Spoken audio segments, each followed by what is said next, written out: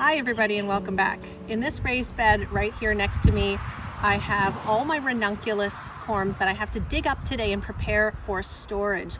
Ranunculus are a spring blooming perennial that's just not quite hardy in our zone, so we have to dig up and store the Ranunculus corms here in zone 6.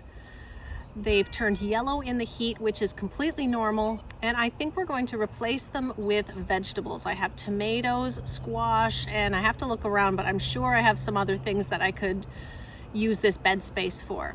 So first things first is to dig up the Ranunculus and see what we're dealing with. The corms themselves are pretty small, so I can dig fairly close to the plant and not worry about damaging anything. I just don't want to risk ripping right at the top of the corms, so I'm going to dig rather than pulling them.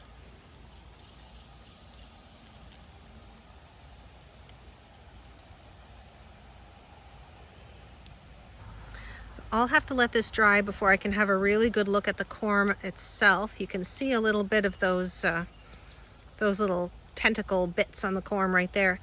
But I planted one, and at the very least I have 2 good-sized corms here, so it's already doubled. I also really want to keep track of what is what, so I'm going to attach that on with a little elastic while I wait for these to dry, and then I won't lose track of what is what.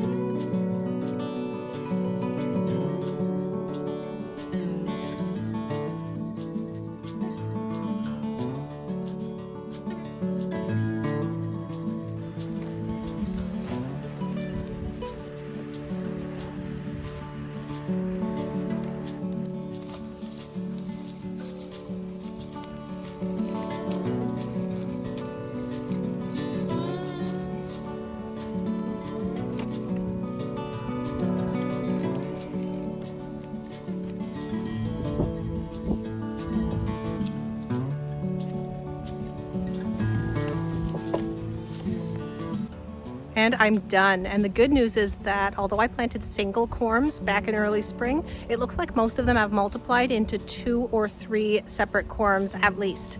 So once they get properly dried out, hopefully later today, I'll brush the rest of the soil off and have a look and see what I've got to store for next growing season. I also found the original tags for a couple of them, so I can tell you exactly the variety. We have Amandine White, Amandine Marshmallow, and Amandine Salmon. And here is what I'm going to plant in its place, starting with some beautiful baby blue eucalyptus that I grew from seed. I'm going to put tomatoes and squash in and attempt to shove these eucalyptus in the middle. We'll see how that works out.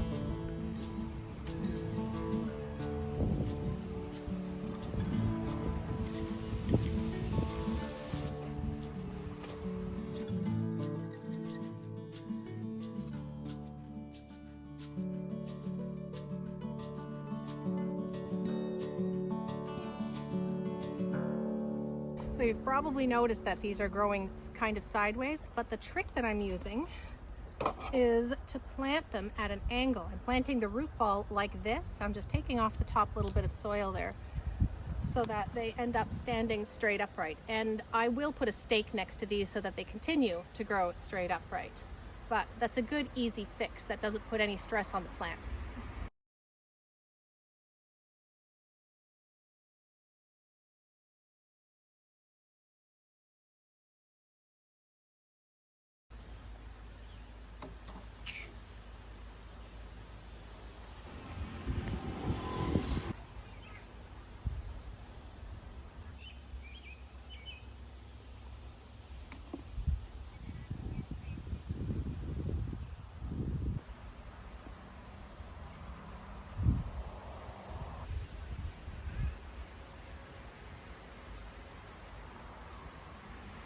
All right, I'm all done with the planting, so let's have a look at the finished bed. We have 3 tomatoes along the back, and these are all pommes de cœur. If you watched my last video planting in the greenhouse. There's one of those in there. I found 2 more, as well as 1 mystery tomato that didn't have a label. So big, healthy, beautiful plant. So it's in there anyway. Then we have all the eucalyptus. There are 14 of them in all. I will be staking these fairly shortly, but it's getting really hot and the wind is not that strong, so that job can wait until later.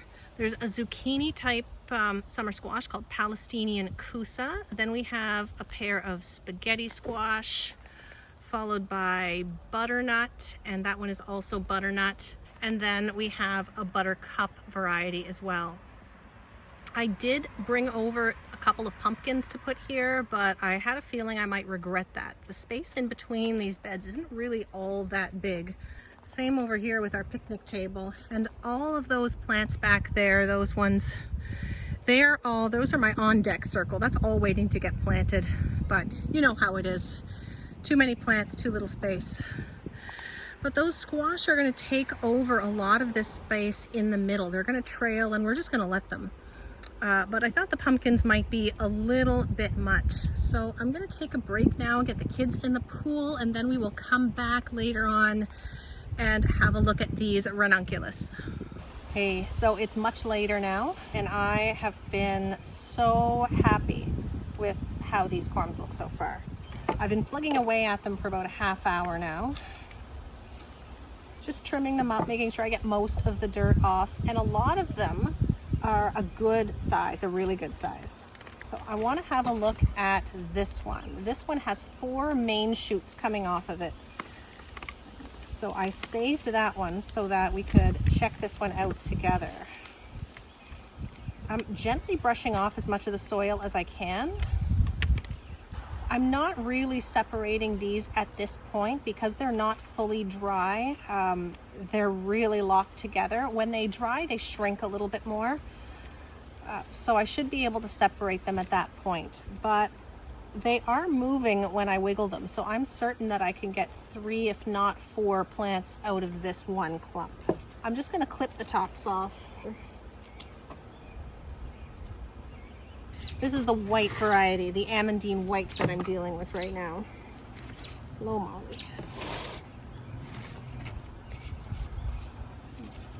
Keep the tags with them just to make sure. If I mix these up, there is no telling what color they are until they flower again next year. So this one has the 1 main stem in the middle, and then it has 5 smaller stems along the side, but I'm not really sure that they're big enough to separate. And you don't really need to. So I'm gonna leave this clump as it is. Keep in mind that in a lot of zones, I think 7 or higher, these would be a perennial. So you'd leave them in the ground year round, and the same rules would apply as any of the perennials that we have here. You might divide them every 3 or 4 years or so. So this would be perfectly normal for this to grow just like that, and then maybe even for another year. So anything that's not a really good size and easy to separate, I'm gonna leave.